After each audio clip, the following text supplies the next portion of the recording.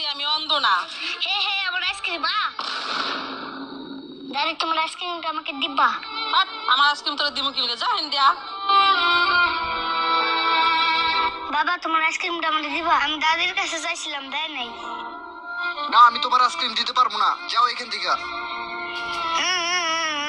কেউ আমাকে ভালোবাসে না।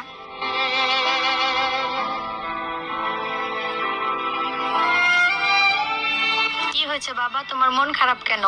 আমি দাদির কাছে আইসক্রিম চাইছি, দেয় নাই। বাবার কাছে চাইছি, সেও দেয় না। আমার আইসক্রিমটা পড়ে, আমি আইসক্রিম খাবো। মন খারাপ করো না বাবা, তুমি আমার এই আইসক্রিমটা খাও।